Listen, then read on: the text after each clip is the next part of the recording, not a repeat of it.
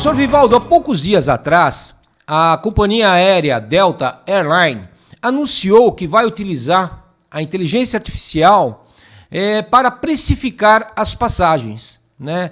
Eles declararam, né, o presidente da empresa, o Glenn, que a inteligência artificial vai ficar responsável por definir quanto que o passageiro vai pagar por um determinado voo, né? Essa tecnologia vai se basear em algumas variáveis para realizar o cálculo.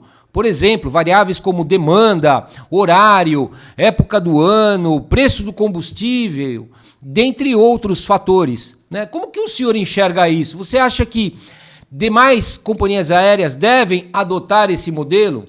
E uma outra pergunta já emendando. Isso fará com que as pessoas possam ter, né, a possibilidade de comprar passagens mais baratas?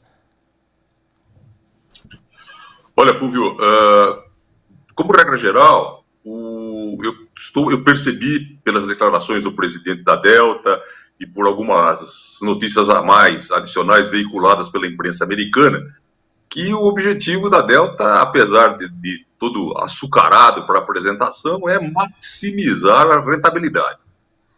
Essas declarações do presidente da empresa foram feitas naquela assembleia anual, naquela reunião anual que eles fazem com seus acionistas. Então, ele tem, nessa oportunidade, o interesse em trazer informações que maximizem o valor dos papéis da Delta. Eu creio que, em tese, nós poderíamos ter uma situação que viesse até a favorecer os passageiros. Mas, no duro, apesar das declarações açucaradas do presidente da empresa para a imprensa, eu creio que eles querem maximizar o seu lucro. Uma frase do presidente foi a seguinte, que o sistema, a inteligência artificial, vai tentar descobrir qual é o preço mais alto que o passageiro está disposto a pagar por aquele trecho naquela data. Como que o sistema conseguiria fazer isso, Vivaldo? Bem, ele vai analisar uma quantidade grande de variáveis, desde o histórico de viagens dessa pessoa, certo?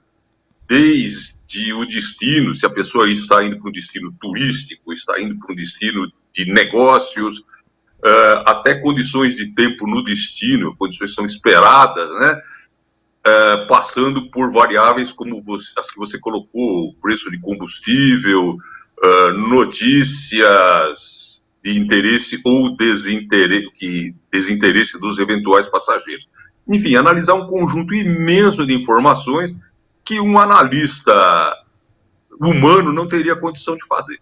E o objetivo final, disse o presidente da Delta, é esse: descobrir qual é o preço mais alto que o cliente está propenso, está disposto a pagar por aquele destino. Uma coisa que não ficou clara, mas que me parece que está embutida nessa proposta, de vez que você vai entrar no sistema e o sistema vai dizer para você, olha, se você fechar agora, o preço é tanto. É que sites de terceiros que fazem comparações de preços não teriam acesso a esse tipo de informação, certo? Perfeito. Então, o cliente ou fecha ali ou não fecha ali. Ele pode ter antes verificado um site de terceiro para aquele voo naquele dia, que a gente não sabe se a Delta vai continuar fornecendo informações para alimentar esses sites de terceiros, né? Então, tudo isso gera um cenário um tanto quanto nebuloso, mas é importante perceber ou registrar que a Delta já está usando essa ferramenta para algo como 3% dos seus voos. Isso mostra que ainda é uma aplicação experimental e que eles pretendem levar esse número a 20% até o final desse ano. E, evidentemente, depois o céu é o limite, né? 100% dos voos, se as coisas funcionarem como a Delta espera, vão ter as reservas, suas passagens vendidas através desse sistema. Obviamente, se isso funcionar para a Delta, outras empresas aéreas vão adotar o mesmo movimento, certo? É questão de você desenvolver o aplicativo, né? Os dados estão mais ou menos à disposição e eu creio que isso pode vir, caso a experiência, digamos assim, da Delta seja positiva para ela, Delta, isso deve se estender a todas as outras companhias aéreas, sem a menor dúvida, né?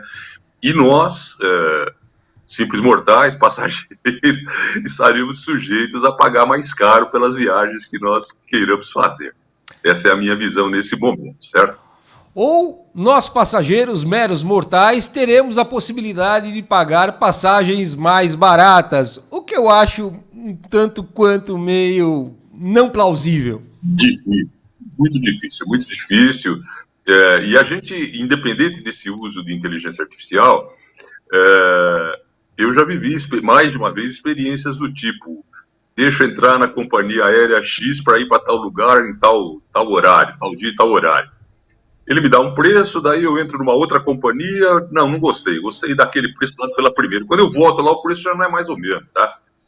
Inclusive, muita gente que faz esse tipo de pesquisa entra nos sistemas usando normalmente o Chrome oculto, né?